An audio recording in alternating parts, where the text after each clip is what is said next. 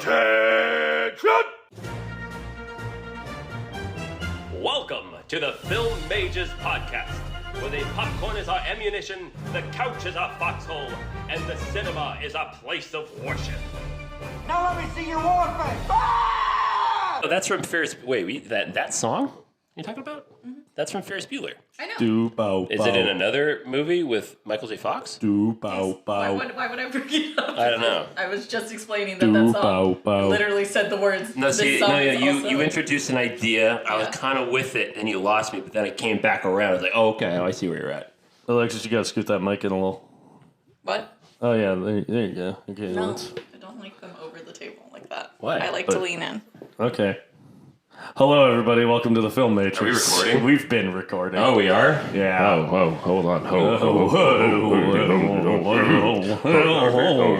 I sound like the creature from the movie, those little green pea creatures from that movie we're about to review.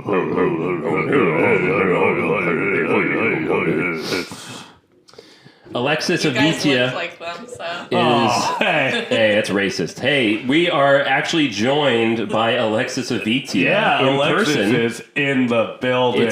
She is in the flesh. Indeed. Long live the new flesh. Yeah. So hey, Long live the everybody. new flesh.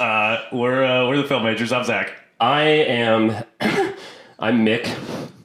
I'm Alexis. And we're back. We're back all together in the same room. The shitty mic stand has been busted out. Yep, I'm proudly using it. Yeah, we've got one mic stand that's busted that we have to use when all of us are together. Talking about busting loose. I'm talking about my mic stand. Oh. Right? I was okay with that. Yeah. Yeah. You know what? This is actually a celebratory moment in a way, because this is going to be the last time the three of us record an episode in person for a very long time.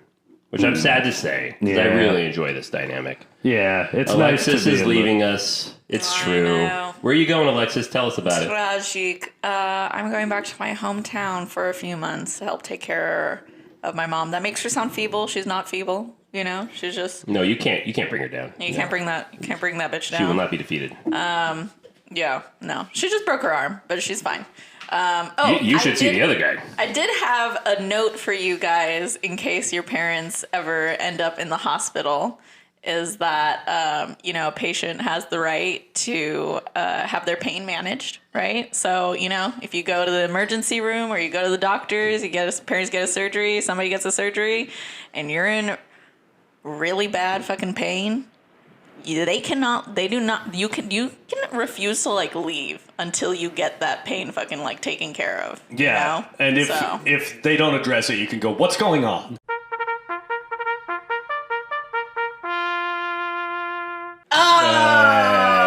That was great. Yeah, I feel like I've been kind of doing pretty good on those. I these completely past few. forgot about that. No, I'm always right on it. I'm That's right great. there. I'm chomping at the bit for it. So we're once again recording on a Sunday, and today is Oscars Sunday. It is. So by the time you guys are listening to this, we'll know who the big winners are of Hollywood's biggest night. Its biggest, spiciest, sauciest night. So I don't know, guys. What are we feeling? What are we rooting for? It's the same things, basically. Everything, everywhere, all at once. To win what? Best picture, maybe, I guess. Really? Yeah. Yeah. I'm Fabelmans. Yeah, I might be Fabelmans. I'm rooting Fabelmans Best Picture. Kate Blanchett Best Actress. Yep. Who am I rooting for? Colin Farrell Best Actor. Babylon, best score. I'll be upset if that doesn't win. Yeah, I can't really think about God damn it, the ice cream man's here. Oh, God. Yeah. Wow, it's been a while since it has the been. Haunted ice cream truck that frequents our neighborhood. It's very creepy. Yeah. I've been walking to the store outside our apartment that's called, it doesn't matter if it's a grocery store. I've been walking there, and sometimes I'll hear the creepy ice cream sound come, and I'll actually run. Yeah. I've actually, if you see me running down the sidewalk, it's because of the ice cream man is coming for me. Yeah, if you spot Mick fleeing... and I'm trying to cut down on lactose, so I just don't want to associate with that person right now. Yeah. That's fair. Yeah. So Oscars, they happened. I hope you enjoyed them. Yeah, you know what? And congratulations to fill in the blank in post for winning. And fill in the blank in post. I can't believe that somebody else hit Chris Rock. I know. This guy can't catch a break. Dude's got to quit talking shit. He's got to go up there with like a football helmet next time or something. This year is the opportunity, since we're recording before the Oscars, someone has the chance to do the funniest thing ever. Which is? Hit Chris Rock again. Yeah. I'm sure he's not presenting, but it'd be funny. Can't see that possibility at all. I just remember last year I was at an Oscars party, and no one was really paying attention to the show. Right. And I kind of was, because, I don't know, I'm a nerd. You're weird like that.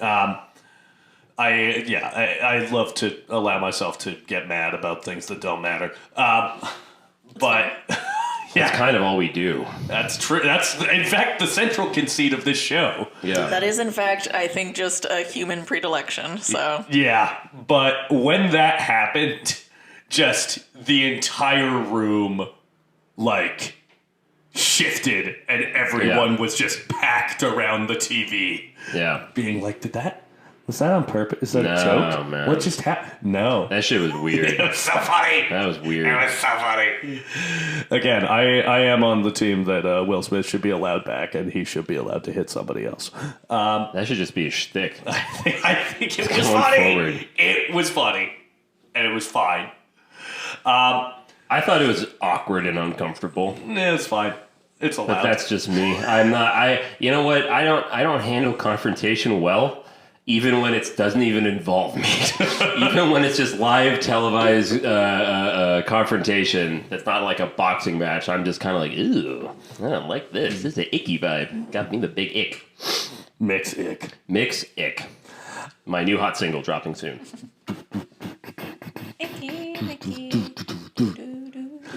Icky Mickey. So I'm gonna, for the love of God, Good energy on this. let's talk about, you know what, listeners, we know you want to know what's the haps. We were all up very late last night, all of us, so we're all a bit. Also, we got surprised because at least I did. Right, because it's daylight savings time. Yeah. Ended or started? It started. Yeah, you spring forward, which means it's starting. We sprung right? forward, which meant that we were all hanging out, and then suddenly it was 3 a.m. Yeah, no, I checked my phone. It was like 2. I look up the clock, it's like 2. Okay, because I'm usually asleep at like 11:30 or midnight. And then all of a sudden my phone said 3, like 2 minutes later. And I was like, damn, I'm really delirious. And then I remembered, oh my God, this fucking daylight savings time. That's fucked up. Yeah, so we're all a bit groggy, folks. So, bear with us. But you know what? Maybe you like it. Maybe we're funnier. Maybe we're not. Who's to say? Who's to say? Oh, just stay tuned and you'll find out if we're more or less entertaining as zombies. Yeah. So, folks, have we seen anything? I've definitely seen a few things. I've watched a lot of movies. I saw some things. Yeah. Well, why don't you tell us what you saw, man? I don't know. I don't want. I'm nervous. I'm on the spot and I'm nervous. Alexis, what have you seen? So what I've been watching, in case anybody, suspense is killing me. I know, but I've fallen off my high horse, And she can't get up. and I've fallen and I can't get up. You look like it. Alexis has been on the floor this entire time. We're holding the mic over her. I cannot say that I've ever truly been in any state of grace, but if I have, I've fallen from grace. I've turned to the dark side, and I am just fully knee deep in Adam Driver right now. So, Wait, Adam Driver? yeah, I hardly know her. Knee deep in Adam Driver, huh? knee deep in Adam Driver. Yeah, How's that going? You know what? Pretty great, actually. I watched This Is Where I Leave You. I think it came out in 2014. It's got Tina Fey, cool. Adam Driver, Jason Bateman, Bateman, Jane Fonda. And, just kind of a wacky family. My Is that sister. about a eulogy? It's like their father dies, and so they all like come home and like are hanging out. So it's like a bunch of siblings that are like grown up, and like kind of, I don't know, like their lives are clearly fucking all twisted around, like, you know, Jason Bateman's girlfriend fucking cheated on him with his boss. Oof. That's You a know, horrible boss right Adam there. Driver's Philip is dating his like the previous therapist, you know. God, that's Wow. Yeah. And this one does not This deserve her. Adam driving me crazy. He's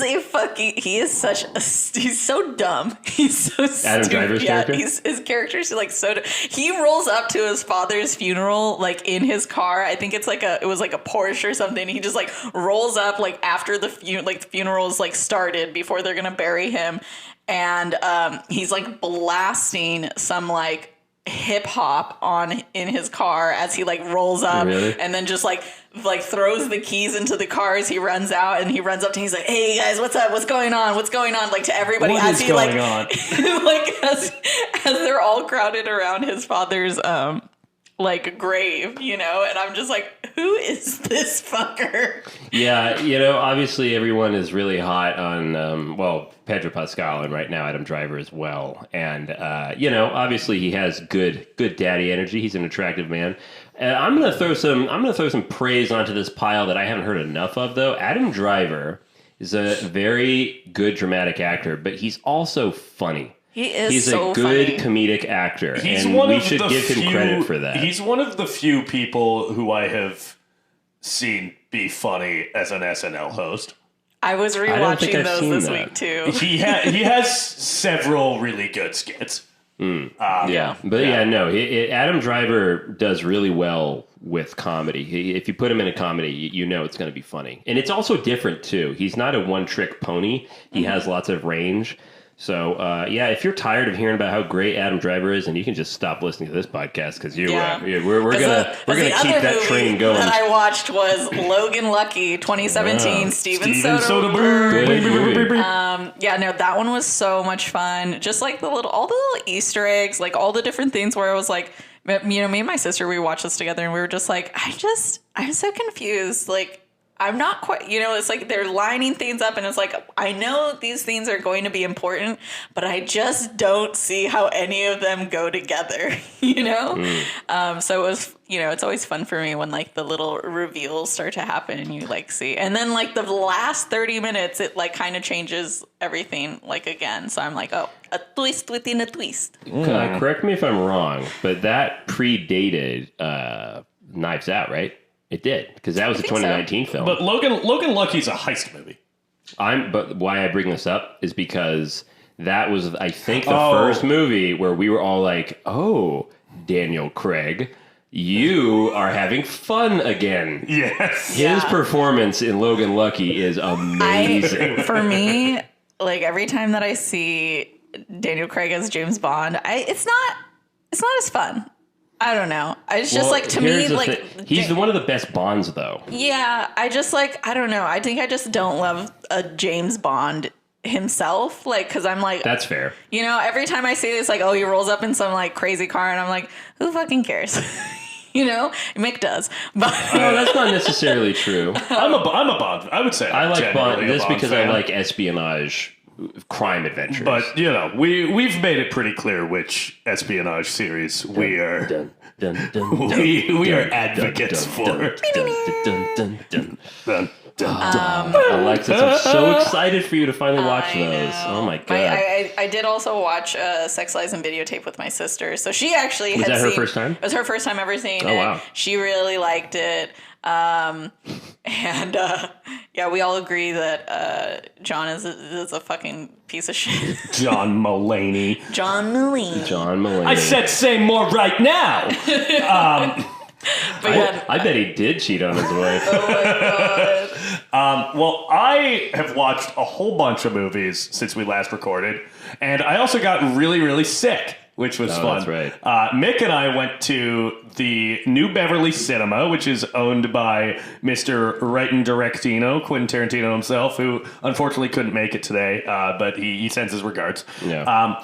And That's right. I forgot we did that. Yeah. That was really fun. Yeah, we went and saw Catherine Bigelow's Near Dark. Yep. And Which was a vampire film. And if you know me, you know I love vampire films. It's my favorite movie monster. And this was one I had never seen before. Yeah, and we also saw Antonia Bird's Ravenous, which may come up later this year. Oh, man. Just a little hint at something we might be discussing in October. I had so much fun with Ravenous, man. Yeah, I'm sorry, that's a good movie. We both landed on that we liked Ravenous more. Near Dark has a lot of fun elements. Bill Paxton is spectacular in that movie. That's the thing. Look, if you know Near Dark, you'll know that Bill Paxton is not the lead of the film, but that is the movie's biggest problem, is that he's not the lead. Because you look at the posters and all of the promotional materials from that film, and it's all Bill Paxton. Because they know that he's the best part of that movie. Yeah. And it's a shame that because every time that guy's on screen, there's a point where he sucks blood off his finger and goes, "It's finger licking good." Yeah. Oh, man. He has so many quips. It's so funny. Yeah. But when he's tearing the engine apart on that semi-truck, with very Mad Max. Fasten your seatbelts. Oh, man. It's great. But yeah, overall, I found the lead in Near Dark to be fairly bland. Yeah, but Ravenous, oh my god, Ravenous rules. I had such a good time with that movie. Bones. And that's if you know that picture, you'll know that the tone of that movie is like kind of all over the fucking place. Like, is this supposed to be a horror film? Is this a comedy? Why? Yes. This is not. Yeah, exactly. This is not clicking well until halfway through the movie. I just surrendered myself completely to it, and it works quite well. It's of a piece with itself. Exactly. Yeah, it's a good film. Yes, big recommendation on Ravenous. It's like, I'm glad that people are kind of, I feel like, starting to recognize that movie more. Yeah. As being really good. What's his name? The Scottishman. Robert Carlyle. Robert Carlyle. Oh, yeah. Great.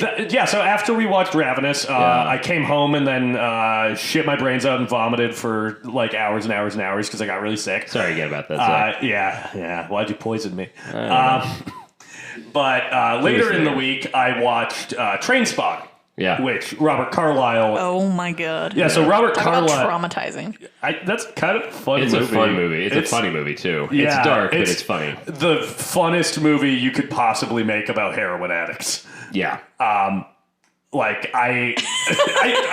think that's true. There's nothing wrong with what you said. All my friends, in the party scene in high school, they all love Trainspotting. Yeah. So it's not wrong. Well, it's like not it's just not a movie that I can personally rewatch. I put Trainspotting up there with Apocalypse Now in terms of, is this like an actual truthful retelling of what it's like? Maybe not. But does it capture the feeling of people that have actually been through like the Vietnam War or going through heroin? It's very much very authentic to what it feels like, the energy of it and stuff like that. It's truth in its emotion.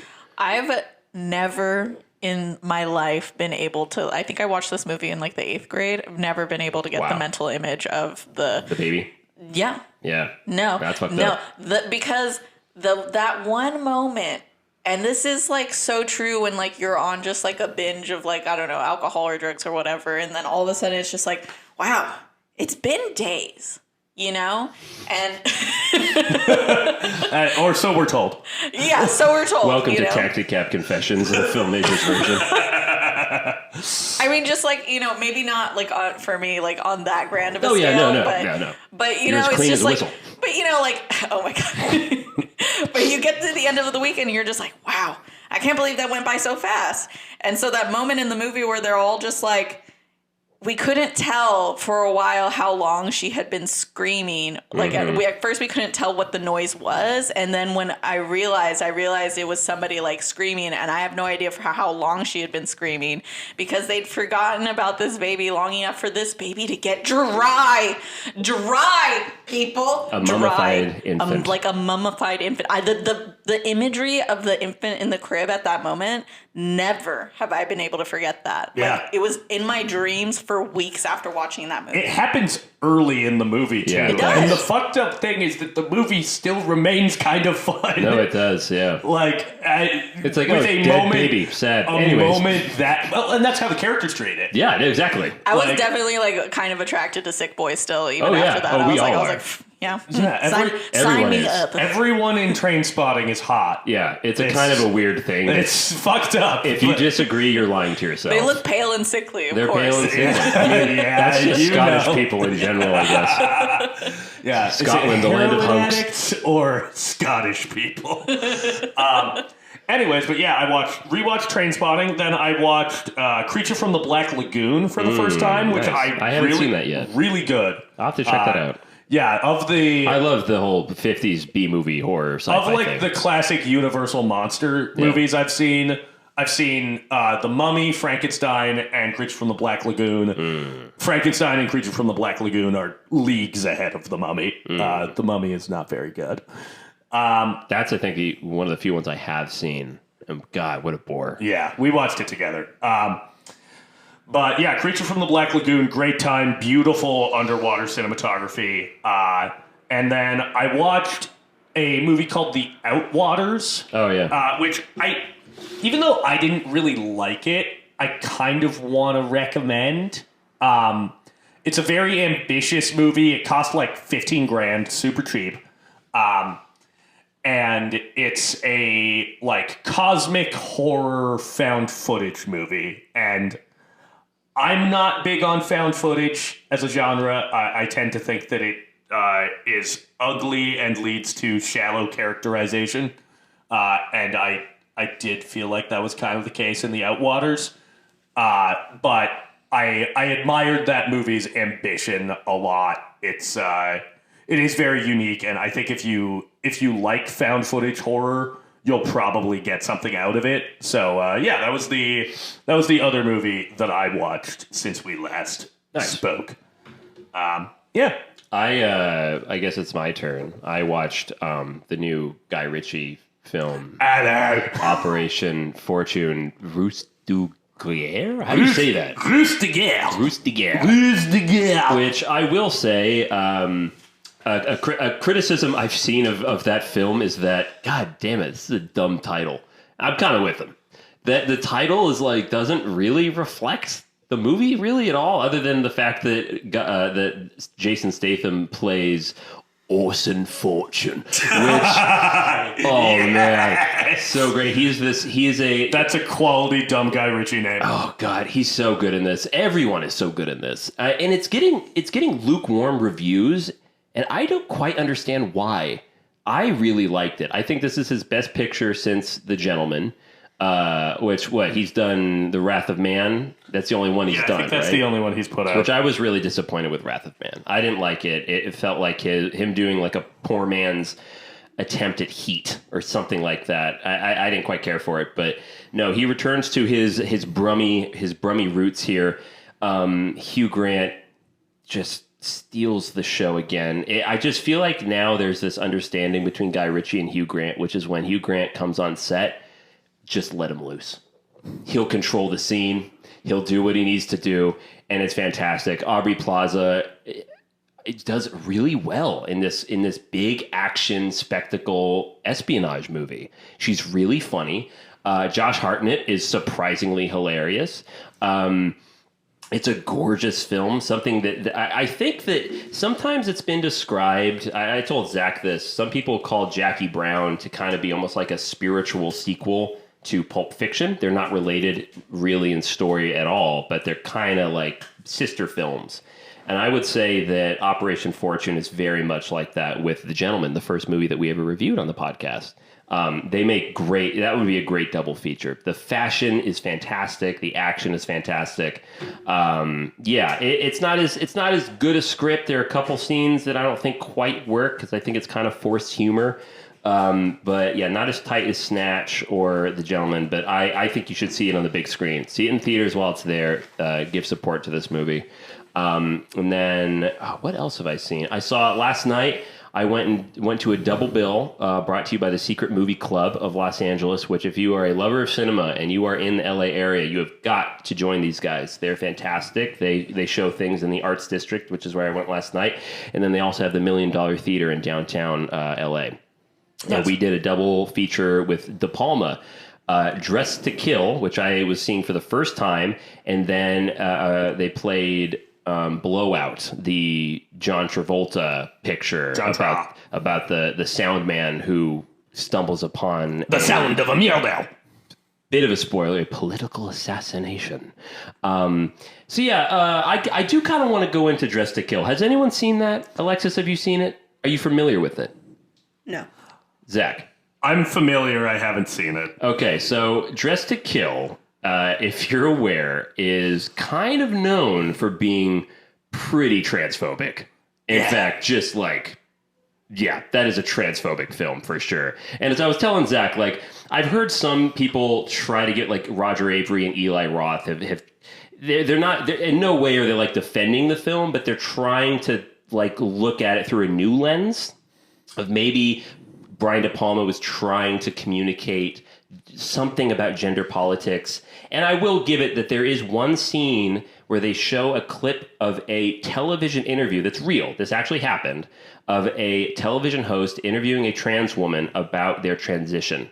And it's surprisingly very respectful, especially for the time. In fact, this television host from the 80s is way more delicate with this topic than even I see today, where they're being very like careful with how they word it, very respectful. And it's interesting that you get that in a split screen with Michael Caine doing his thing. He plays a psychiatrist, and Michael Caine, by the way, in this movie is fantastic.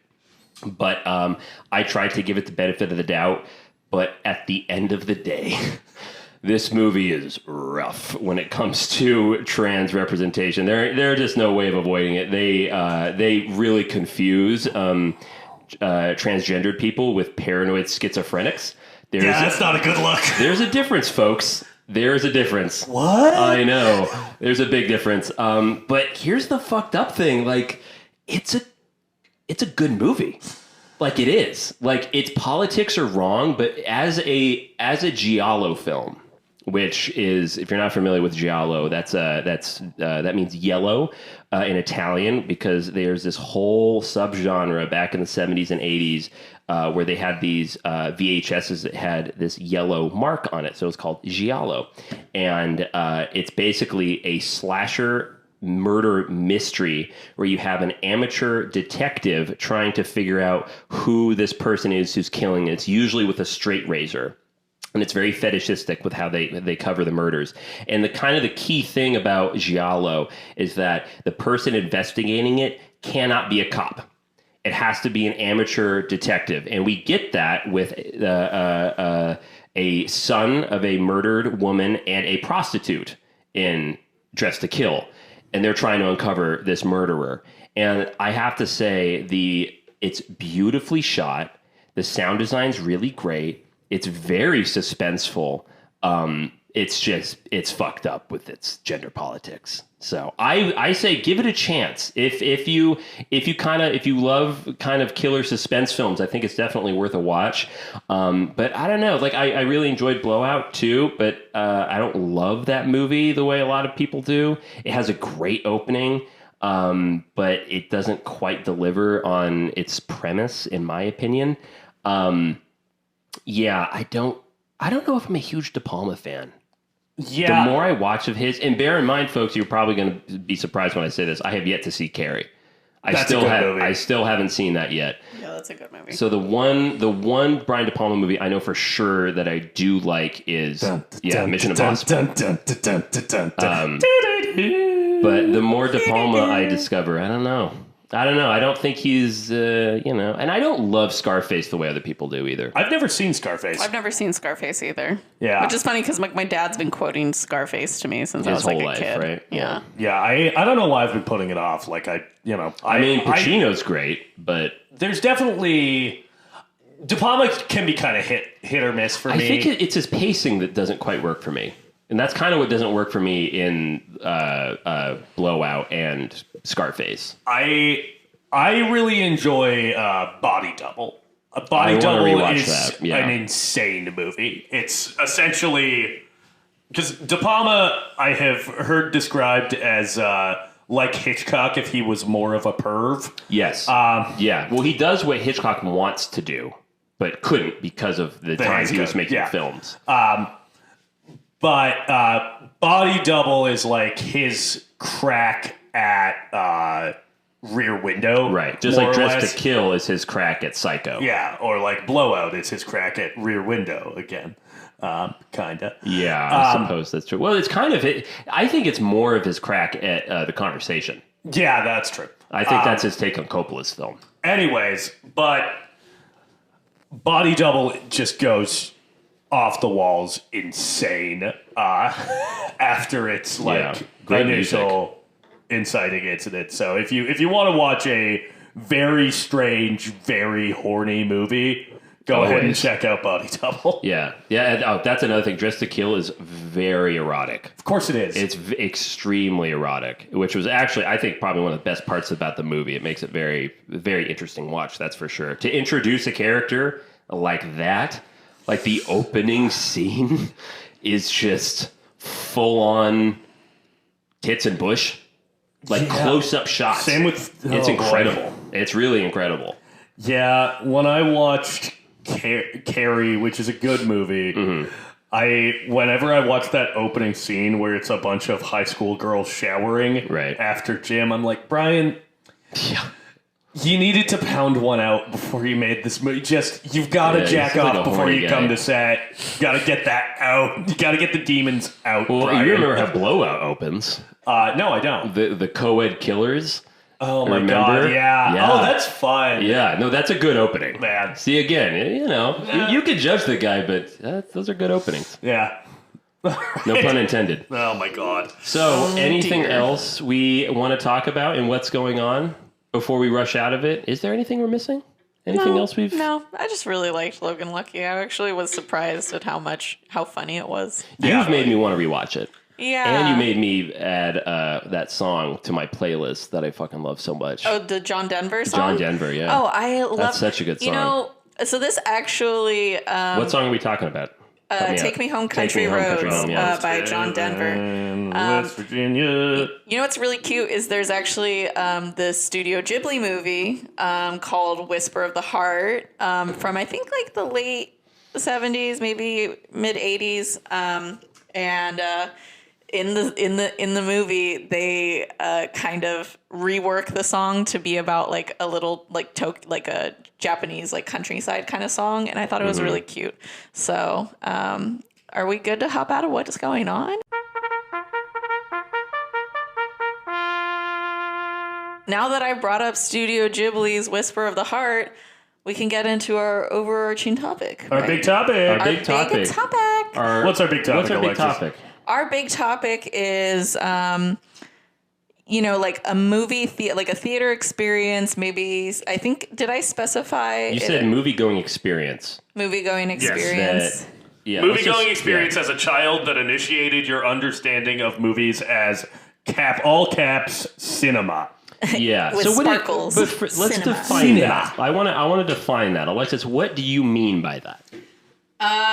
So for me, it's like I always was watching a bunch of like Disney movies at home, right? Like on VHS. Right. And I always, there was always this big sense of wonder, because, they're fantastical stories. They have these very, these narratives that a child can empathize with. But it wasn't until probably second grade that I went to the theater and I saw a movie that I was like, oh, a movie, even if it's like about kids or a kid or something, can be something so much different than just entertainment. It's recognizing movies as art. Yeah, I think it's like starting instead of like, because, up until that point, movies had always just been like something that I loved, but entertainment, I would equate it to have been like entertainment, I had, I mean, I probably wasn't old enough to conceptualize the idea of, oh, this is high art. Some of this stuff is high art, So yeah. So like, at what point in your childhood did you have this like light bulb moment of, oh, movies aren't just movies. Like, this is something more profound? That's a tough one. Because, I mean, I kind of define it in a couple ways. Of one of like, oh, this isn't just entertainment. This is stimulation mentally. Like, it makes you think. And it really, it makes you feel certain things. But then there's also a way I kind of define it, which is movies that made me realize, that made me take notice of creative decisions that manipulate the audience to be more impactful. In other words, a way of looking at it from the perspective of a filmmaker, not a film goer. Because I kind of have two different answers on that. And Zach, you say what you were going to say. Yeah, so the one that I think of is more in line with that, like, starting to notice creative decisions being made. Yeah. And that is, I remember going to see Ratatouille. And I believe I've talked about this on the podcast before, but, you might be listening for the first time. Hey, how's it going? I'm Zach. So when I went and saw Ratatouille, there's a moment early in that movie, the scene where the rats all fall out of the ceiling in the farmhouse and then are fleeing the farmhouse as the old lady is like shooting at them. And Michael Giacchino's score kicks in. And I remember sitting in the theater as a kid and like watching this sequence and, obviously being like, oh, this is entertaining. I love all this. But I was like, man, the score's really making this scene work. Right. Like, yeah. I remember having that thought sitting there as like a 9-year-old or whatever. Yeah. And that is like the first real distinct memory that I have of noticing the craft behind a film. Yeah. So that's, in terms of a theater-going experience, that would probably be my answer. In terms of the first movie where I was like, this is something to be analyzed, like a work of art. Right. Most impactful one that I remember from when I was young was The Matrix. I just remember watching that and being like, I need to think about this forever. And I also need to buy a trench coat. Right. And I did, and I wore it to school. Wow. Did you get sunglasses too? Of course I did. Nice. There's a picture The whole of look. it. That's great. Yeah. Wow. I'll find it. I'll post it. I wish that what this prompt brought up in me was an experience of going to the cinema, but none of them do. This is just movies that I watched at home or with friends. There are two movies that really made me realize creative choices were having an effect on me and how I was enjoying the material. The first one was, basically, this is my way of saying, these are movies that made me excited about filmmaking. The first one was when I saw Edgar's Hot Fuzz. Oh, yeah, Edgar Wright's Hot Fuzz, yeah. Yeah, Edgar Wright's Hot Fuzz. That was a movie that made me notice editing for the first time. Yeah, that's an incredibly well-edited film. That made me really, and I've kind of, there was a short film I did with friends in film school with you guys, Just in Time.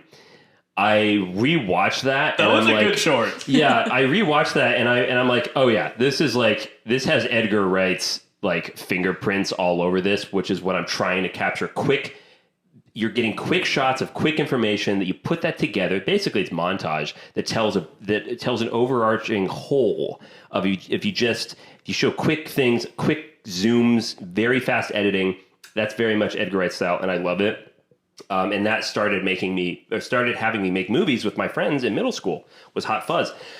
The movie that made me realize the importance of color and scale and camera movements, I hate to say it, was Michael Bay's Transformers. Yeah. That was a movie that made me realize, now that is how you move a camera. Yeah.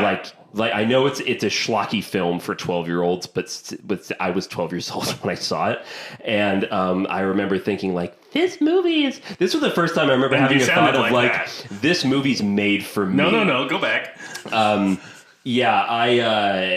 Of course, yeah, it's not a great movie, I know, but god damn it, the dynamic camera movements that Michael Bay can do was partly why, again, I mentioned it, why I was excited to watch West Side Story, because he has said that was a movie that he watched growing up that inspired his way of making films. He's like, if you want to know why I shoot the movies the way I do, watch West Side Story. The way they move their camera is how I move mine. And that's something, as Paul Thomas Anderson said, his film education really took off when he started watching the movies that his favorite filmmakers watch in their free time. And so that's part of what I've really been enjoying, of expanding my own, cinema language and education. In regards to a movie that made me realize movie is art, honestly, the first time I watched Pulp Fiction, yeah. I remember thinking, oh, this isn't just entertainment. This is something different. I didn't think of the word art. I didn't think of I didn't describe it with any term. I just remember thinking, this feels different. It was the first movie that made me excited about dialogue and characters. And that's another movie that is really different with editing and a different kind of story. That was another movie that really inspired me. We had to do a book review in high school, and you could do it was like, you can do anything you want. You can do a poster, you can do a PowerPoint, you can do an essay. And I asked my English teacher, can I do a movie? And she said, yeah, no, you could do a movie. And so I just ripped off the opening scene of Pulp Fiction with my friend of Honey Bunny. Oh, that's fun. And Tim Roth at the table. Yeah. Talking about whatever it is. So it's me and my friend talking about how this book makes us feel. But then our conversation ends with us sticking up the restaurant that we're having this conversation in. And we actually went to a restaurant in my hometown. We brought airsoft pistols and we said, is it okay if we bring this into your restaurant? They're like, fuck it, whatever. And we did. We went upstairs to the dining room area. Our friend set up a camera. We shot the whole thing and we completely ripped off Tarantino's opening to Pulp Fiction. And it's unwatchable. It's so bad. I want to see this so badly. It's so bad. You're describing this, and I need to watch it, and you need to get it. I take the music from like the Pulp Fiction. That's how it ends. So yeah, I'd say that Pulp Fiction was probably the movie that made me realize that movies can be more than entertaining. They can be something completely different that just takes you away. Nice. Yeah. Alexis? Why are we talking about this? No, Alexis. Oh wait, no, she hasn't said it yet. That's right. I have a couple things. I'm gonna bring up two movies that I think had a profound effect on me as a kid, and then I will bring up my segue. You always do. We love a segue. I love a good. Call me Paul Blart. Peanut, Blart, and jelly. Peanut, Blart, and jelly. What?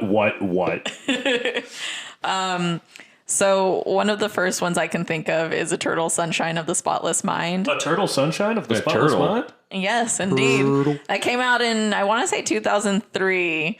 And I think up until that point, I'd only ever seen Jim Carrey do comedic roles and stuff.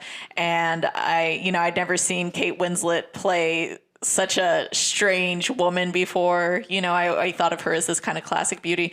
And the script is just so... I don't know. Is it blasé to just call it profound? I don't know. It was like, how do you talk about, losing someone or being resentful of somebody and express it visually? And so I think as his memories are erasing throughout the movie, and there's this one point where, this bookshop that you've been into a couple times throughout the movie, there's no longer any text on the side of them. They're completely blank.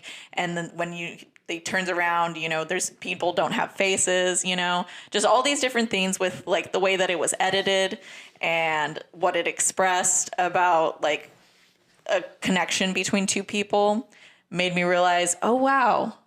Films are so much bigger than what I really thought that they were. They can express something that is hard for us to put into words because, it's hard to be vulnerable around your your exes, your ex-partners, you know, sometimes you want to forget that these things happened, you know, and then you do realize, oh no, I don't, you know, maybe I should actually keep this with me.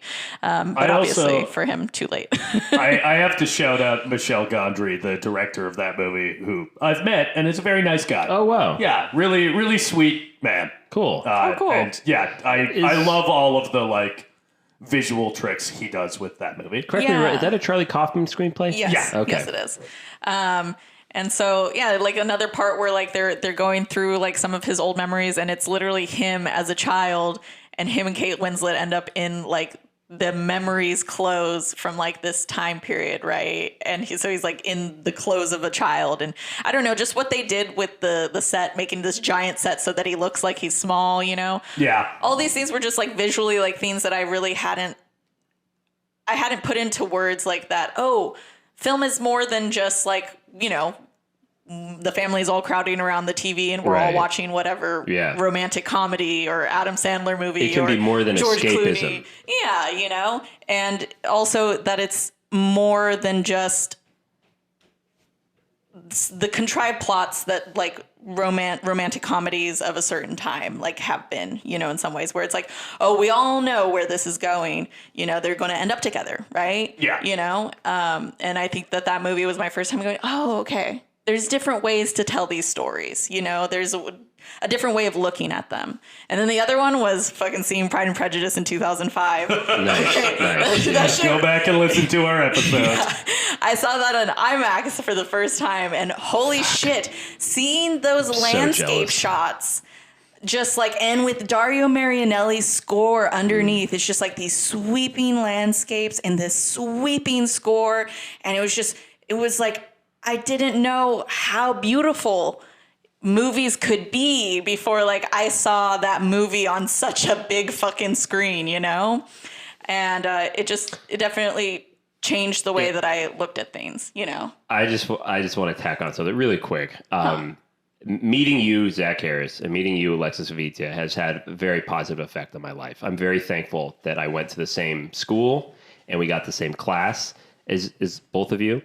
And the reason I bring this up is because if I had to pick one of the best, most profound effects that you, Alexis, have had on me as a film watcher and appreciator of cinema is introducing me to Pride and Prejudice. You were the one that first showed me that movie. And I have to say, I must tip my hat to you because we've covered it already in an episode, but goddamn, folks, that's cinema. That is such a fucking good movie. It's so good. The music, everything about it. And I'm so jealous that you got to see that in IMAX. That is so cool. Yeah, also, God, you're such an aficionado. Like, I talked about Transformers and Hot Fuzz, and your answers is Eternal Sunshine of the Spotless Mind. And it's because you're just so much more sophisticated than I am. Mine was Ratatouille. Yeah. That's because to me, like, that's how it changed. Like, I always knew that I loved movies. Right. I always knew that I liked comedies. Like, I always, you know, all the things that my family watched, I always knew that I liked those things. But it was like watching movies that like my family wouldn't necessarily like go out of their way to maybe see, like, you know, Eternal Sunshine, you know, that was a little bit more like cerebral than like, you know, maybe we would necessarily go out of our way to see, you know. So, correct me if I'm wrong. So you're kind of describing when you began to find agency of now I'm not just going to kind of do like what my family watches. Now I'm my own person. I'm developing my own developing taste. your own palette of Kind film. of, yeah. So then my question would be to that sorry, go ahead. I mean, that's part of it, but also part of it was just like understanding, I guess it's part of like, you know, forming my own identity. Right. But also it was just like seeing beauty in a different way than other people, I guess, saw. So then my question would be, what triggered that? What was the catalyst for you putting Eternal Sunshine Spotless Mind in the VCR? Like, why did you do that? What prompted that? I've always been a very curious child. Interesting. I've always, like, you know, when I go... I always say that about you. You're the most curious child on this podcast. Was it the box art that did it for you? I can't say. I don't even You don't remember remember. anymore. Okay, You know, like, interesting. I mean, when I used to go to the library as a kid, I would literally just like pick out books. Like I'd just like look at the covers and just pick them out, you know, go through different sections of books and Right. just, I don't know, just see what spoke to me in the moment, I guess. I don't know. I've just always been rolling the dice and seeing what it brings back to me. And sometimes it brings back something really gorgeous. That's cool. Yeah. I do a similar thing, but then I end up watching Death Spa. Yes. Yeah. No, And I for end up sure. watching The Blob. Yeah. Which, you know, That's Good. its I'm own. proud of Yeah, myself. no, that's great. I think it stems from you know, having this like deep-seated need to feel human connection from a very early age, and I found that worked best for me when I watched movies and I read books. Right. I felt a profound sense of connection to these different characters more so than like I was really getting in like my regular life. Right. You so, know? Alexis, I have a question. Sure. Were there any other films as a child that kind of sparked your recognition of films as art or as cinema? There is. So- Welcome to the segue. Yeah, I got it revved up for you. Yeah, when I was in the second grade, my mom took me to the movies, as she did, and we saw Spirited Away by Hayao Miyazaki Cue the from music. Studio Ghibli. 2002 film. Yes. Wow. So yeah, I was in the second grade. I was about 7 probably, and I remember just like seeing this movie in the theaters and being so swept away emotionally by the score combined with, you know, this young girl and this sense of adventure and the colors and the landscapes, you know? Yeah. You want to describe the movie, Alexis, for us? Sure. So let's see here. In this animated feature by noted Japanese director Hayao Miyazaki, 10-year-old Chihiro and her parents stumble upon a seemingly abandoned amusement park. After her mother and father are turned into giant pigs, Chihiro meets the mysterious Haku, who explains that the park is a resort for supernatural beings who need a break from their time spent in the earthly realm, and that she must work there to free herself and her parents. I hate these. I hate these. The Google description? The Google description of this movie is not that. No. It's not doing it It's justice. very on the nose. Yeah, a young girl is moving away from her, I suppose, probably her hometown. They're moving to a new house, and the parents and her take a detour, thinking that, because as all fucking dads think, that their way is the right way. There's a shortcut. There's a shortcut. There's obviously a shortcut. Make good time. And don't worry, I have Which- 4-wheel drive. I know. In that little I love how sedan. it's an Audi S4 that they drove. Yes. It's actually illustrated as such. And I was like, God, the way he's ripping it up that hill. No, for real. My dude, I do the same. Oh my God. And he's just the Hell yeah, audacity. brother. Yeah, literally, just every time I watch this movie, I'm just like, the audacity of men to just think that they're right about everything. I had Sloane told me about a conversation that she had with her mom. Mm-hmm. I think it was when we went on like the first road trip we went on together. Her mom was like, just so you know, men like to make good time. And I'm like, men like to make good time when we drive. At least I do. I'm very obsessive about making good time. Yeah, I'm with you. Yeah. Because why be late if can be on time? Yeah.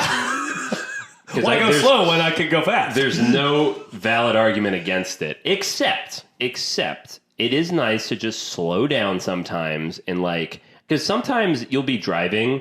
This is completely unrelated. I apologize, but sometimes you'll be driving and you'll be You do like, be driving sometimes.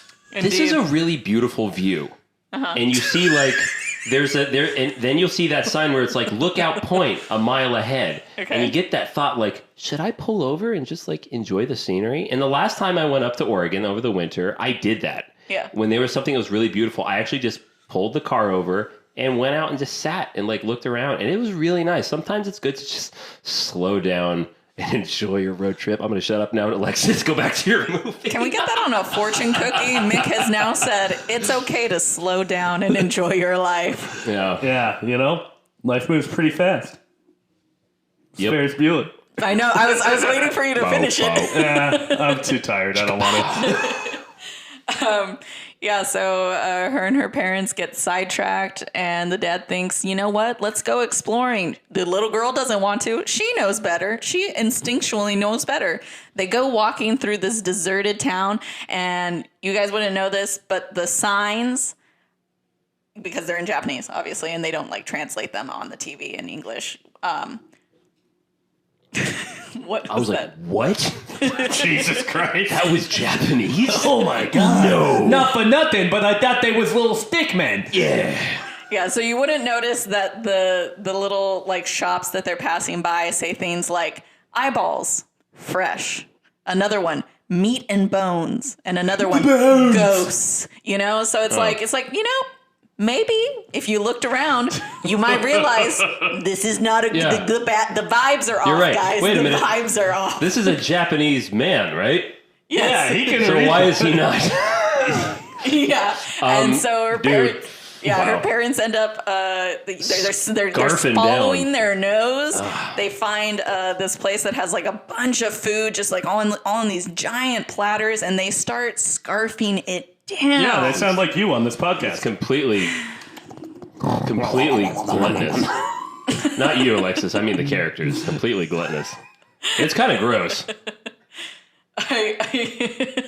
Before we started recording this episode, Alexis said, "What did you say?" You were like, "God, I just feel like I need a snack." Oh, I said I feel incomplete Complete without a snack. Yeah. So we very well could have started this episode with Alexis munching and crunching. She opened the cupboards and found these old pastries. She's like, "Are these still good?" Like, no, don't eat those. But yeah, the parents eat the food. Yeah, the parents eat the food. Then what happens? And Chihiro kind of walks away because she's kind of, honestly, I feel her. She's disgusted Yeah, with them. no, I'm she's right there just with like, her. she's like, what are you doing? You don't know whose food that is. And he has, But Alexis, don't worry. I have cash and credit cards. it's like, Daddy has credit cards and cash. I say that all the time. Yeah, and I wish you'd stop. Yeah, every time I hear all of this, I'm always just like, oh my God, the audacity of men. Yeah. But yeah, so she goes exploring. She realizes the vibes are more way off than she even anticipated The vibes originally. are off here, folks. Yeah, the vibes were off. You know, it gets worse. She comes back. Her parents have turned into pigs. That obviously doesn't, you know, represent go. anything. I don't know. I'm going to go on record and say that when we see that the parents have turned into pigs, the vibe is still off. The vibe is Interesting. definitely Yeah. still off. Interesting. That might be a hot take. Yeah, whoa. Mom, Dad, the vibes are off, guys. So I'd like to a little bit get into my relationship to this movie. You'd like to a little bit get into it? I would All like right. to. I'll Let's- dip my but toe. like to dip only, your toe but into the only a water. little bit. Okay, I'm gonna get into it a Put your little little bit. pinky toe Okay. in. Okay, so I Wiggle it didn't. around. Enough with the wiggle pinkies. Pinky wiggles. So I didn't watch this movie as a kid. Yeah. I think I maybe saw half of it at some point, but I never like sat down and watched the whole thing. So I don't have like the same emotional connection to it that a lot of people do. Right. I'm going to say that I think this is a very good movie. Mm-hmm. It doesn't appeal to me a ton personally. Mm-hmm. I think that the craft is incredible. I think that if I were a child, I would have enjoyed it a lot more, and I do feel kind of robbed Yeah. that I was not shown it as a child. Yeah. But yeah, I think for me as a narrative, it feels a little meandering. But as a like piece of art, it's very well made. And one thing that I admire about this movie a ton is its soundscape. Yeah. I think it has incredible sound design, and I think one way that it achieves that is it keeps the design pretty sparse.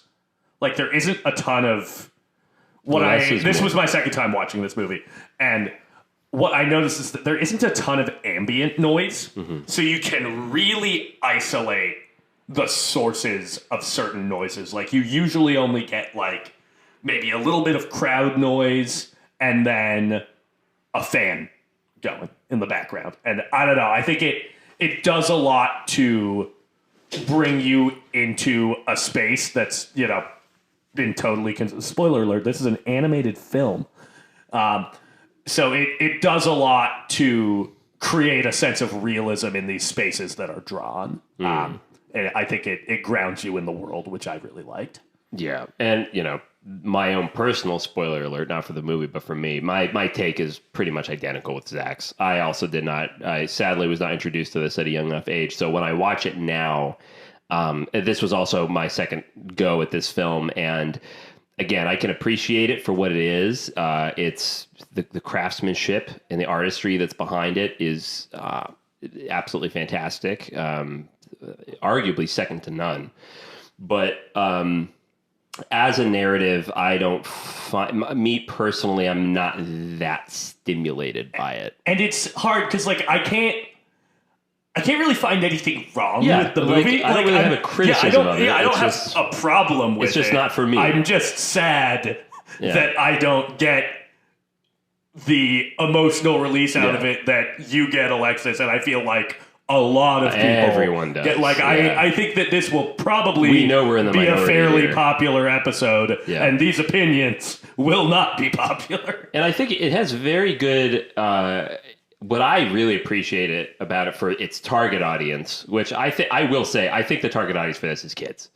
It really is. Adults can appreciate it, but I think they were really going out and aiming towards a certain demographic for this. Yeah, it's a coming of age story for a young girl. Exactly. And that's what it's about. The narrative about facing your fears and how you can get lost in yourself because of fear. And then also another kind of, not subplot, but also another meaning that this film is really showing is the difference between selfishness and selflessness. Because this movie is populated by so many people that are selfish and greedy, except for our hero, who is selfless. And that's why she keeps being successful in her surviving of this world and getting into returning back, is because she's always trying to help other people in this film. She's trying to help her parents. She's trying to help other spirits. When No Face, right? Yeah. Just presents all of those tokens. She's like, no, I don't need all those. Or tries to present all the gold. No, I don't need all that. She will not be greedy. And I mean, that's what puts her parents in, is they're just completely greedy and selfish and just start eating all of this food. And she's uncomfortable by it. And look what happens to them. They become pigs. And she's very uncomfortable. And I think that's very good messaging for children. So I wish we had more child content that was as... What I like about this film is that it clearly respects its audience. Yes. It respects children introducing complex ideas to them through completely fantastical, imaginative fairy tale. As I describe it, this is kind of a cinematic lullaby, which is it's very powerful. But again, the problem with it being a lullaby for me as an adult is it made me very drowsy as I was watching it. But that's not a fault of it, because some of my favorite movies make me feel very sleepy just because of how comforting they are. I'll put Donnie Darko up there as that, or even the first Indiana Jones movie. It's comfort food. You put it on and you're like, yeah.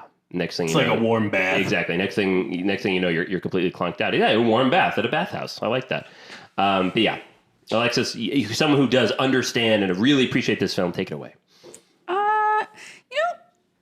It's interesting that you talk about having an emotional catharsis, because I don't think for a while for me, the story doesn't necessarily that's not why I feel emotional at the end.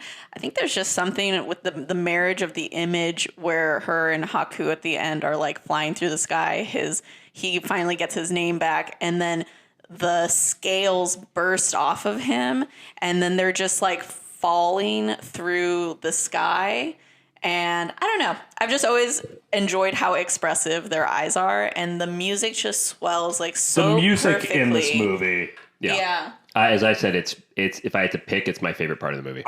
Is the music. The moment, the scene where the lamps are going on. Yeah. The score in that sequence just is crazy. But that scene that you're talking about as well. Yeah. Joe Hisaishi has been doing for... Is that the composer? That's the composer. He's been working with Studio Ghibli for like 3 decades now.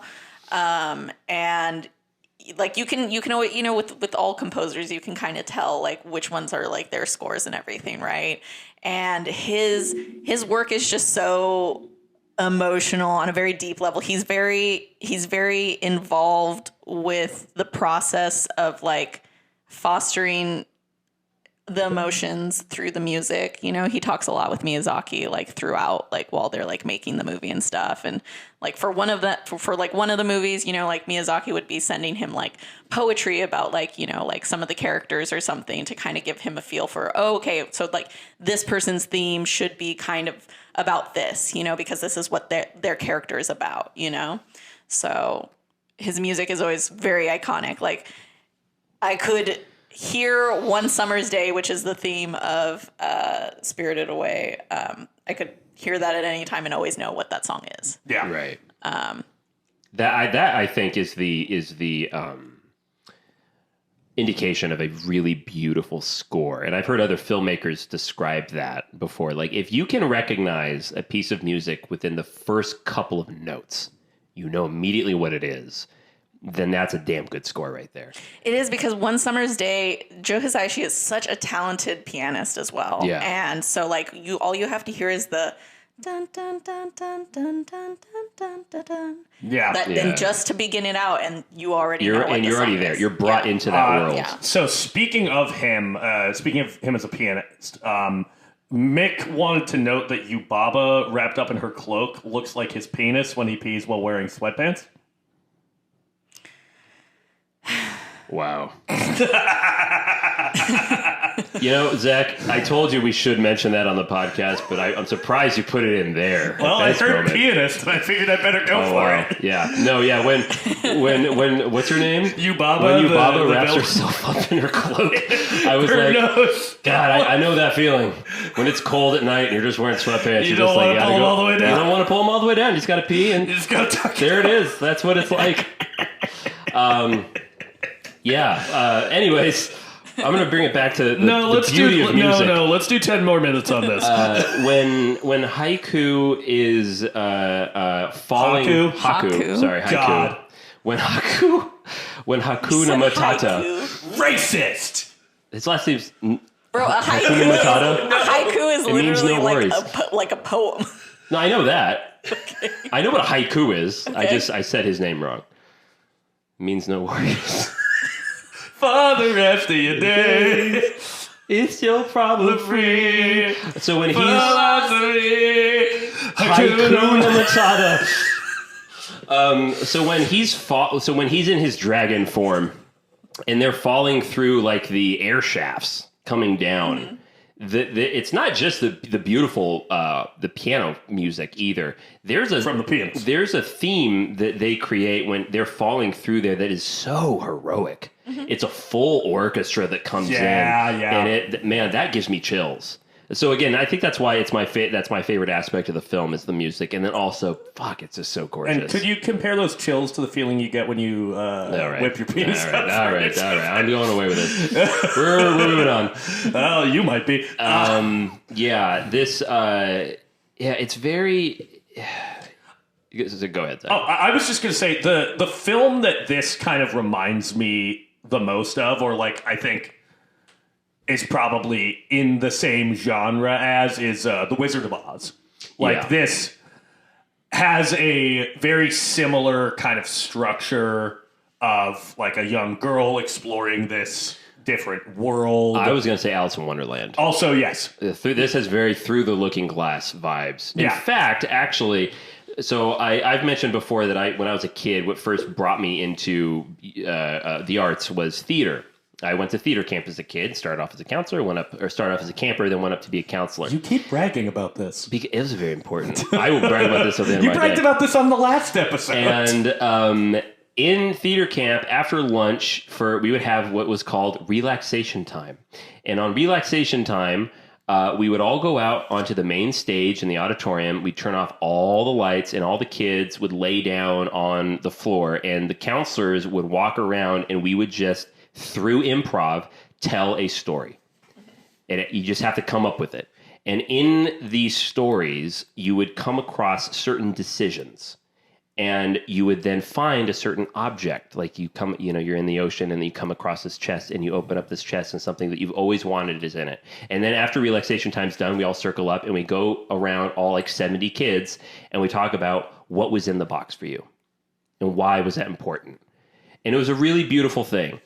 And when I always loved relaxation time as a kid. So then when I got to actually do it, it was really fun because it's always like, so you're walking to school and then you look down and you realize that you're floating. And then before you know it, you're floating up into the sky. And then before you know that, you see a castle in the clouds. And then you just, you go on this wild adventure. I think I did this at a theater camp. Yeah. And that's exactly what Spirited Away feels like. It reminds me of a theater camp relaxation time story where it's just like, oh, you're moving to a new town. You come across this abandoned amusement park. You and your parents start to walk through it. Before you know it, there's this bathhouse, and You're walking through the woods. There's all these spirits, and it just keeps getting so much more fantastical and just outlandish. And yeah, it's a very good fairy tale. I really like it. I think that's why it's just so iconic. So, anyways, I just wanted to throw that out there. That's kind of why. Again, I don't laugh at all really when I watch this movie. I don't cry. So I'm just kind of like sitting there appreciating it. But I think what I do appreciate the most is just the unabashed creativity. I mean, they do not hold back when coming up with, like, for example, the radish spirit, who is like... Looks like Baron Harkonnen. Who looks and sounds like Baron Harkonnen. I love the radish spirit. I know. Okay. I was trying to fall asleep this radish morning, and I hear spirit. Alexis in the living room go, "It's the radish spirit." I love him. When they're all celebrating the fact that the water spirit, has been cleansed or whatever. Yeah. And they're all like cheering. You can just see the radish spirit like throw He's his just hands up and like wave, like do a full body wave. And I'm like, my boy. Yeah, that boy, he's on a lot of ketamine. in that scene. I genuinely wanted to bring this up. What? Who are some of our favorite guys in this movie? Because Oh, I love the baby once it turns into the Little mouse. The mouse and the bird. The burb. For me, it's fucking Boiler Man all day. I love the I love Boiler Man. Boiler Man. I'm trying to be like the Boiler Man. Yeah. If I could You're getting be close. You Thank got the facial hair. Yeah. No. You just got to grow out the mustache. Yeah. Yeah. Oh my god. Bring Yeah. back those Matrix sunglasses. I would love to be a man with just a giant mustache that obscures my face, 6 arms, and just fucking run I a like boiler how Boiler all day. Man isn't threatening. Like you No. think he would be Yeah, because 'cause- he looks like a spider. He has a bunch of arms. Yeah. But no, he sees this little girl and he's just like, huh? Yeah, I'm busy. just I'm gonna working keep the boiler. I don't need help. So, obviously, we would recognize like Yubaba as being like the central authority of the bathhouse, right? She's the witch of the Yubaba? bathhouse. Yes. Yubaba. Yo mama. She picked that up immediately. That's what I was joking about through the whole thing. I love that. So Yubaba, obviously, she lives in the penthouse. She's looking down on everybody, and she prizes her money, right? So you have Kamaji, the boiler man, at the bottom, and he looks like a spider, right? Yeah. Okay. He's so a there's man this, spider. So there's this thing called a gumo in Japan, and so like there's a lot of classic Japanese like folklore that has to do with demons, and you would call them yokai. Right. Would be the demons, and the one that is spider is a tsuchigomo, right? Mm-hmm. But another word for that that at one point in the culture was like there was this clan there are a couple clans that specifically wouldn't like bow to the emperor or whatever, so they were like considered like Say what? they were like considered like apart from everybody else because Did they get away with it? I'm not sure. I always thought that was like off with their heads if you could do that. Like if you didn't bow to a samurai back in the Yeah. day, they could just cut your head off. So like the spider historically like represents people outside the control of the emperor, and their unwillingness to submit places them at the bottom of a social hierarchy. So what do you see? This man, a spider, and he is in literally the lowest of the low. He's in the boiler room, but he is in fact the only person who's willing to kind of put his neck out and say, you know what? Actually, yes, go to Yubaba. You're right. Ask for a job then. You know, like everybody else is like, we have to get Also- rid of this little girl. Yeah, right. There would be no fucking bathhouse if it wasn't for that guy. Yeah. Exactly. He's the means of production. The only, slip up that he makes is letting this girl get a job because she is useless. Yeah, she sucks. terrible at her job. Yeah, I will say, She I makes like her a good argument towards- against child labor. That's right. That's what we said. It was like, yeah, this is the best argument against it because she cannot pull her weight. Yeah, falling all over the place. Well, that's why I think it's so interesting that you guys talk about how like selfish she is, and all I could think about is, when the movie starts, she's probably the most selfish little girl. Oh, she's a spoiled brat, but Yeah. she's not greedy. Yeah. Anytime there's an opportunity for her to take more than what she really needs, she never does it. Yeah. She's always trying to help other people without Yeah. fail. That was what I was really starting to pick up on. Yeah. Another. But God, when Yubaba says that, hey, she's just like a spoiled little brat. I was kind of like, no. I mean, she's kind of Got her there. She's kind of whiny and hey, I don't love her as a protagonist through most of the movie. Well, that's what I love about Miyazaki, though, is that he wants, he's not going to show you a little girl who just is selfless. That's fucking boring. You have to understand that she's kind of a brat for you to see how far she, like, grows during these trials, And, like, the 10-year-old girl that I knew the best, oh my God, what a fucking brat. But this is very representative of like kind of what that age is. You're really just only interested in what's going on with you, and it is the end of the world for you to be, leaving your friends or whatever, So there's like some interview with Miyazaki where he like talked about how, kind of like annoying 10-year-old girls are, But, What? No. but also, how like full of like wonder they are, Yeah. And that is actually another interesting thing is that, when Yubaba takes her name, she takes the part of her name Hiro, which means to inquire. So she's like attempting to take away like her childlike curiosity in a way. It's been a while since you've been near the mic stand. Yeah. Lexus bumped her noggin a little bit there. Bop my head on this little. Yeah, if you're wondering what that sound That was was. a live action boop right there. Bet boop. Yeah. Bet So obviously you have Yubaba. She's controlling everybody. She takes their names and blah, blah, blah. And, so. You know all this stuff from heart, don't you? You're not reading this from an article. Like, you know what these things mean. Like, not all of them. But what you've just said, like, you know that from heart, right?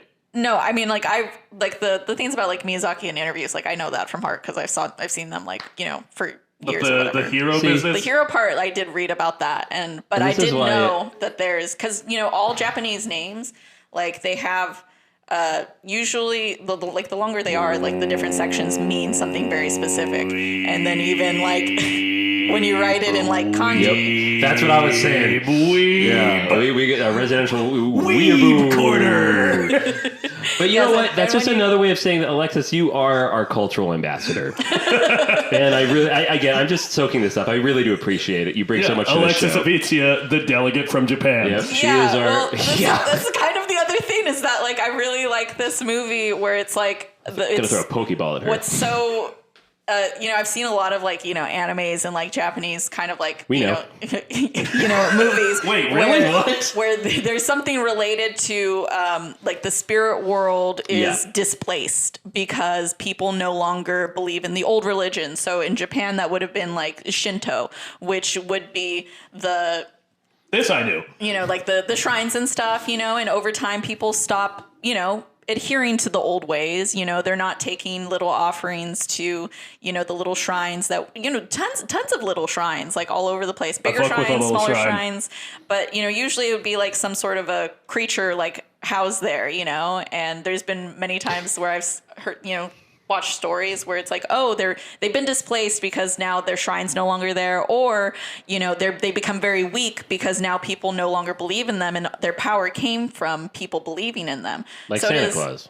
Yeah, and so Starring Tim Allen. and so Santa Claus. when they come into the bathhouse, obviously, like they're very weary from having to interact with the world of the humans, you know, people that no longer really respect them. And as you can see from the water spirit, who they think at first is a stink spirit, Stinky. you know, people have been polluting, you know. Yeah. I was going to All say of that there's garbage. Yeah, and there's shit, a couple of little environmentalist moments because the other that's one all is Studio Ghibli right there. Haku. Yeah.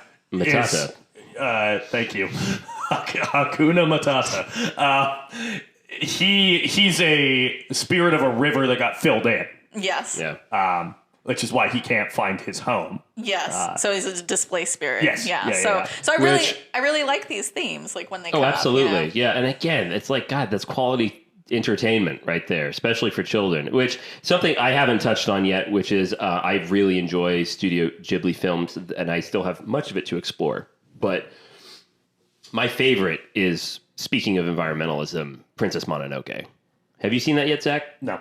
Okay. Yeah, that was another movie that Alexis introduced me to, and that, to me, like, if I had to pick my go-to Ghibli film, it would be Mononoke. I also really love Howl's Moving Castle and Porco Rosso because it's so fucking anti-fascist, and also Michael Keaton's in it, so, you know, you got me. Yeah. But I would rank Spirited Away as my number 4. But yeah, when it comes to environmentalism and also anti-industrial complex and anti-military complex, Studio Ghibli has a great track record of telling really beautiful stories about that. Yeah. And, you know, Spirited Away is right there with it. Yeah, I think with Princess Mononoke, it's definitely, it's less of a movie specifically directed to like children, Right. which is, I think, That's why it's my favorite.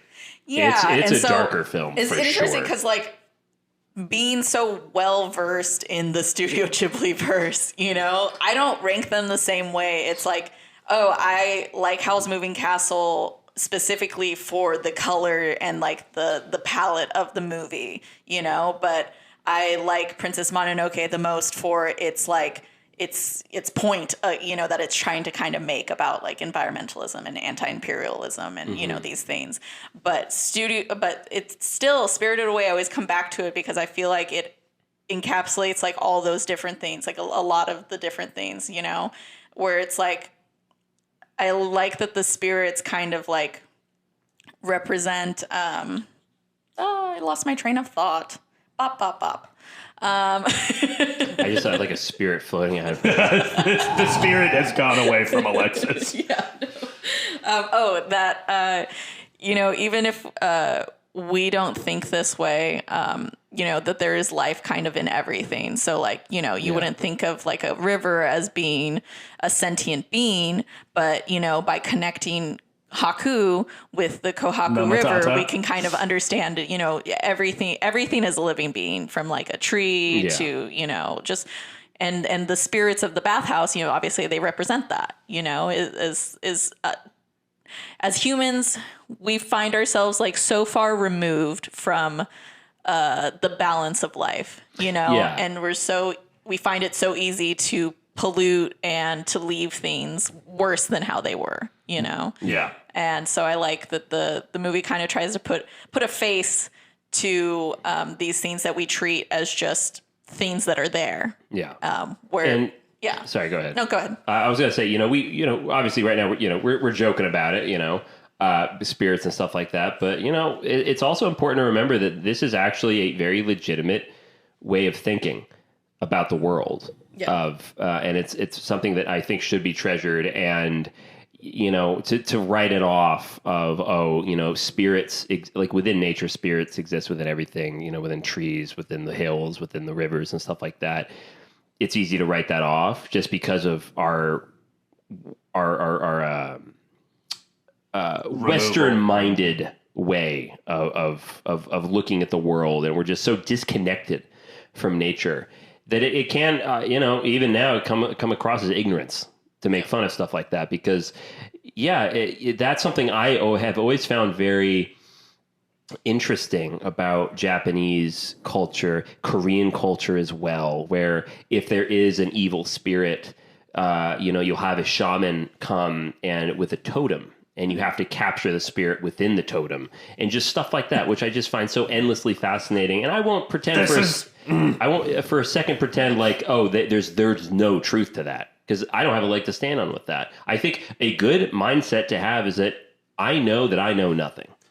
So I'm open to all of it. And I do enjoy the mythology that this film explores. You mentioned Korean Shaman. I have to shout out The Wailing. It's such a good movie. Did you finally see it recently? No, I've seen it, okay. but I just that's one of my favorite we haven't horror talked films. about it, and The Wailing fucking owns. Yeah, everyone should watch The Wailing. The Wailing is fantastic and genuinely terrifying.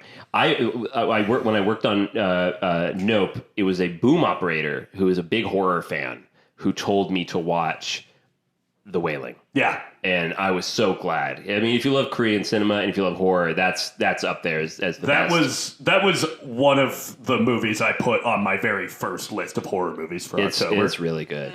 But anyways, have you seen The Wailing? Yeah, I've seen The Wailing. Seen it. Yeah. Actually, can I read you a quote from Miyazaki? Yes, He please. specifically is talking about what you're saying. He said, in my grandparents' time, it was believed that spirits existed everywhere. In trees, rivers, insects, wells, anything.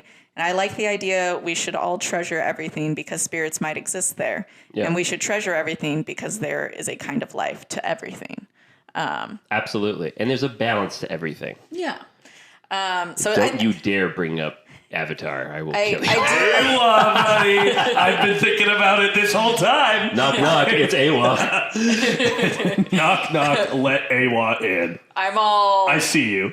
I see you, James Cameron, but unfortunately, Miyazaki was first because Princess Mononoke came out Careful, in Alexis, like the you're 90s, gonna trigger and Zach. Nausicaa of the Valley of the Wind came out in the 80s. So that my boy was there first. The Abyss.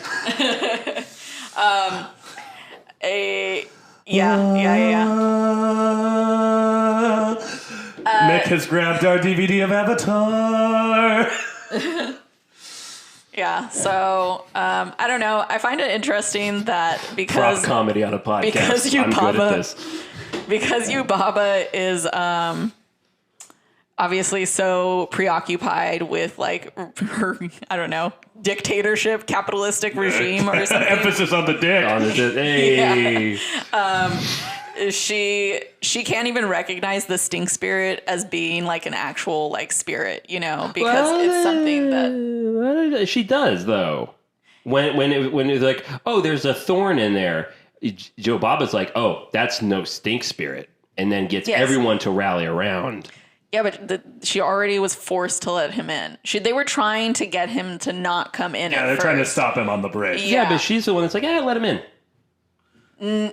I do believe that they're That's not Joe allowed Baba. to technically turn people away, I think is part of what it is. Okay. See, that's the thing that I picked up on my rewatch is like Joe Baba has some issues, but Stop calling her Joe Baba. sorry. It's making me crazy. What is it? Yo Baba. Yo Baba. You Sorry. Baba. It's See, Yubaba. now I'm fucked up about it's it. It's why you. You Baba. So Yubaba, isn't that bad? Like, what happens something triggers Yubaba to be like, oh, like this is fantastic. Like everyone, everyone tonight, like gets drinks or something There's like that. gold on the floor. There's gold on the floor, and it's like a big celebratory thing. And then she treats all of her workers. Like, I thought, like, oh, okay, that's kind of cool. Like, you know, Yubaba isn't this... I wasn't quite sold on how evil she was. Because you're not supposed to be. None of Miyazaki's villains are ever meant to be seen as something that's completely evil, because he doesn't believe in the distinction between good and evil. Except for fascists and Porco Rosso. Okay, I do have... This is my one complaint that I'm going to lodge at Miyazaki. Okay. He had some complaint about, like, American movies are all about violence, killing, and and the movies he listed were all movies where people are killing Nazis. And I'm like, Miyazaki, go to hell on that one, buddy. It's cool and awesome to watch Nazis get murdered on screen. It's There's its own nothing wrong with subgenre. it. And what side of the war was Japan on, buddy? Yeah, that is the elephant in Don't the come room for there. Indiana Jones. Yeah. Yeah, speaking of which, have we all seen the trailer for Sisu? Oh, yeah. Oh my Yeah, I'm god. excited. Alexis, have you seen that yet? No. Yo, you got to look that up. Not to kill a movie. It is, yeah. I cannot wait for that. That's unrelated, though. But Miyazaki has a new movie coming out this year, right? Oh, really? does, yeah. What is it? It's called How Do You Live? Yeah. Yeah. I don't know. I just wanted to shout that out. Cool. That's exciting. So Spirited Away, it's a darn good picture. I just wish that I personally I just wish I was more stimulated by it. And I know it's my problem. I know it is. I just wish I had been, introduced to this at a younger age. But, I was not really allowed to have anime in the house that much. Just because my dad, if you're listening to this, sorry, I have to call you out, does not like anime as an animation style. He always called What's wrong with him? This movie's so beautiful. But it's like because it's the movement. That was his hang up. Like American animation, the movement would be a little bit more fluid. Yeah, it's more smooth. They skip frames in anime typically, and he just kind of struggled with that. Like the animation of the face isn't super lifelike as it was supposedly in Western cartoons. But you also got to remember that, when anime, like Japanese animation was introduced to my father, it was the shit from the 60s. Oh, it's like Speed Racer? Yeah, like that kind of stuff. Which is a great movie. Where they barely even move, but animation really came into its own in the 80s and 90s for Japanese animation, that is. So I watched Pokemon a little bit when I was a kid, and then did Yu-Gi-Oh! And kind of did my thing, but I was not a big anime kid. The whole thing where it's like they're constantly skipping frames, it's because it's more cost effective for them to not have to draw, which is why watching Studio Ghibli, getting introduced to Studio Ghibli movies after having seen, lots of anime growing up, like Sailor Moon and stuff, it's like, oh my God, the amount of detail that I'm seeing in this movie is just like, it's something totally unprecedented that I've never seen done in an anime before. What really sticks out for me is when they walk through the tunnel and then you're in these beautiful grass plains. And you were to ask me, how do you animate wind traveling through grass? I wouldn't know how to fucking do that. Mm-hmm. But they pull it off. So beautiful. They just do these lines through the grass and the sound of the wind just coming through. It's just so beautiful, the way you can see the waves of grass moving. And when we went to the Miyazaki exhibit at the Academy Museum, which, by the way, it has a traveling show, right? Also, I feel like we should bring up that this is the only hand-drawn animated film ever to win Best Animated Feature. This is also That's the right. only... That's why this is Academy month. This is also the only non-English animated film to ever win for Best Animated Film. Hell yeah, that's great. But yeah, when we went to the exhibit, it was just so... I mean, you remember how excited I was. Mm-hmm. It's just so beautiful. I mean, the hand-painted, hand-drawn, the amount of... The term I'll keep going back to is craftsmanship. These are craftspeople. This is a trade that is becoming a lost art. And now something else I wanted to pick up just now was what you said, that the reason that they skip frames is because it's cost-effective. Mm-hmm. So often in cinema, they talk about how things that were done as compromises end up being applauded as creative stylistic choices. Mm-hmm. Like that's now a dynamic visual style that was created just because they didn't have enough money. Oh yeah, and it's something that's really cool. There's beauty in that in itself. It's something that they incorporate in into the Spider-Verse. Mm-hmm. Yes. When Miles is like learning how to be Spider-Man, he's animated on 2s, so like every other frame. Yeah. And then as he gets better at using his powers, he starts being animated on 1s, along with the other spider people, which I thought was a cool way to communicate that. Susan Boone would be so proud of us for mentioning that. Good for you, Zach. Well, I mean, so Miyazaki and Isao Takahata, they're the two co-creators of Studio Ghibli. And obviously, like when they were younger and in their 20s, they worked at all sorts of different, animation houses, and they knew they could do it better. They knew that, that maybe we might not make a shit ton of money, but we're going to do it better.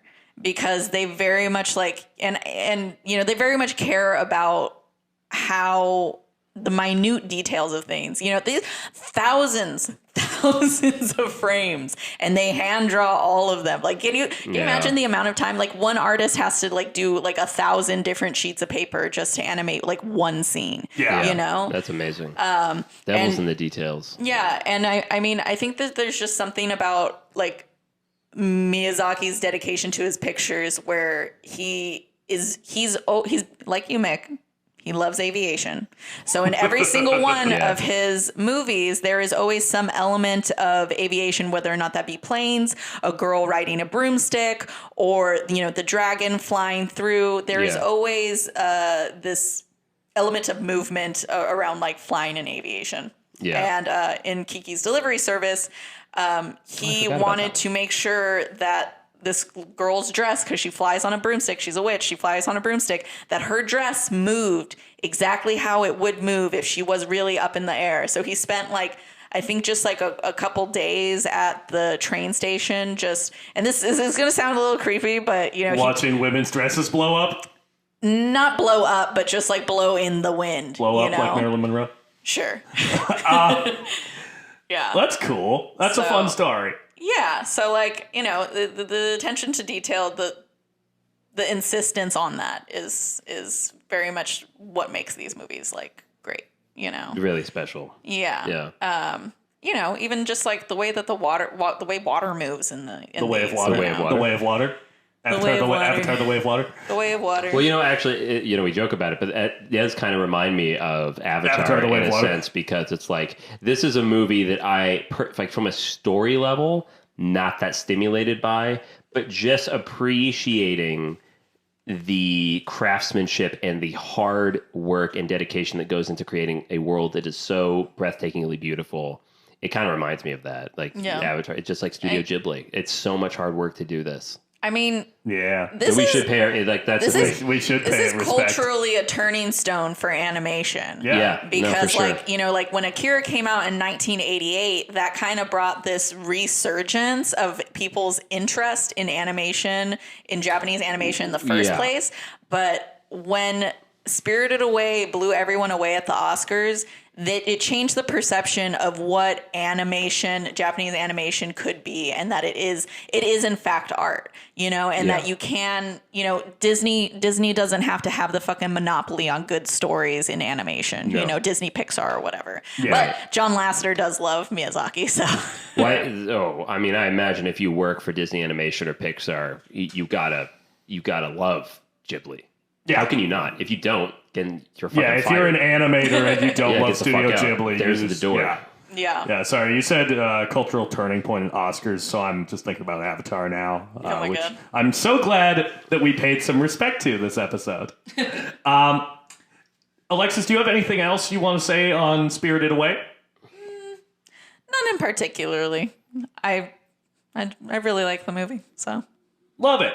Yeah. Great. Well, I would like to announce our next film that we're going to be talking about. And that is one of the only films that won all of the top 5 Academy Awards: Best Director, Best Actress, Best Actor, Best Picture, Best Adapted Screenplay. And that is 1991's The Silence of the Lambs. Hell yeah. Starring Anthony Hopkins and Jodie Foster and directed by Jonathan Demme. You can find it on HBO Max. So, Or you can find it on our shelf. You can find 2 copies of it in this apartment. We will be opening up a rental store at some point. Yeah, we'll let you guys know. And if you want to find us on social media, you can find us on Twitter, Instagram, and TikTok at FilmMajorsPod. And if you want to shoot us an email, let us know what some of your favorite Studio Ghibli films are, what your favorite best animated feature winners are. We didn't talk about Shrek, but we should have. That's true. You can email us at filmmajorspod@gmail.com. That's right. Yeah, please write in, folks. We're not getting that much mail. I think we may have gotten an email from my mom, but Well, what is it? let's see. Let's check it out right now. Yeah, before we wrap it up, we should see what it is. She's adding All About Eve to her watch list. Good. Oscar-winning movies for our consideration. Singing Yeah. in the Rain, 2001: A Space Odyssey, Ooh. Moulin Rouge, Ooh. Shit, these are all hitting. Doctor Strangelove, Oh my god. and The Great Dictator. I'm gonna marry this woman. No, you're not. That's my mom. All right. Yeah, but then you can call him daddy. That's right. I will he not be already doing does. that. He already does. So No, continue it. no, I don't. It can, Shut take up. on, it can take on a fresh new meaning, Zachary. Wait, what movie Mick, is it? put your With, dick back in those sweatpants. what movie is it with Vince Vaughn where he's like, he has this like young stepdad, and it's like, hey man, look, I just want to be friends. Like, I know this is awkward, but I just want to be friends. He's like, we were friends, Greg. You were my best friend until you fucked my mom. Was that 4 Christmases? That is 4 Christmases. Yeah. Oh, that's such a. Isn't it? Is it Sissy Spacek? I don't know. I haven't seen think Four so. Christmases. You haven't seen 4 Christmases? No. What? How did we get here? Jon Favreau is legitimately funny in that film. You've seen it, right? Oh yeah, it's one of my favorite opening sequences. I decided that is my idea of love, is walking with your partner of like however many years into like some bar and then role playing that you guys don't know each other so that you can get to a point where you want to take each other home. Sounds like so much fun. Sign me up. Yeah. All right. Well, next week we're talking about Silence of the Lambs. Silence of the Lambs. Bye, next everybody. week. Goodbye, everybody. See you next week.